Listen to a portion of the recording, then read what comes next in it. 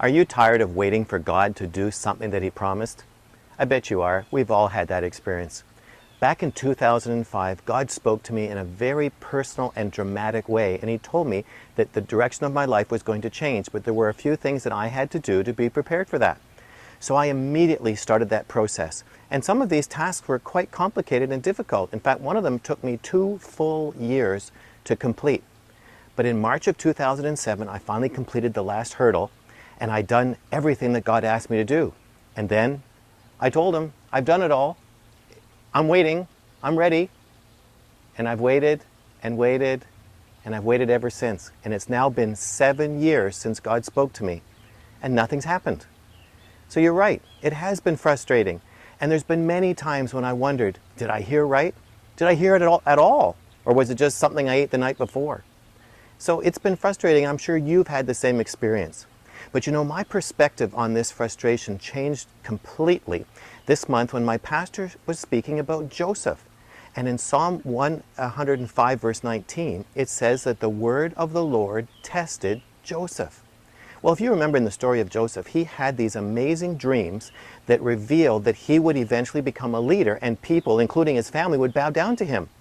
But 10 years later, look where he was. He was a slave in prison in a foreign country. You can't get much lower than that. There must have been times when he was in prison that he wondered about those dreams. Were they really from God, or were they just because he'd had some spicy falafel the night before? But the Bible makes it clear that that time frame was when Joseph was being trained and tested, and he was being prepared for his incredible destiny. And the Bible's full of stories of people who had to wait a long time for their promise to come true. Abraham waited 25 years. Caleb and Joshua had to waste another 40 years for their promise to come true. Even Jesus waited 30 years. So there's a long history of people waiting in the Bible. But we don't like to wait. It's so frustrating. I mean, we are so used to, in this technological age, of having instant results. I mean, if you have to wait 5 seconds for a web page to load, you are going to be annoyed. In fact, we are used to instant and superb customer service because we're entitled to it. But in the kingdom of God, it's not like that. It isn't a business, it's a family. We're the kids, He's the father. The kids are usually wrong. Father knows best.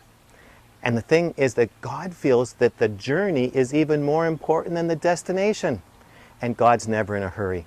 Well, that drives me crazy because I like to have goals and to reach them as fast as possible. So it's so frustrating to realize that God is never in a hurry. So if you've been frustrated waiting for God's promises to come true, just realize it's part of your training process. You need to trust Him in the training process. So to live a transformed life, you have to learn to relax, trust your dad while he's training you so the promises can be fulfilled.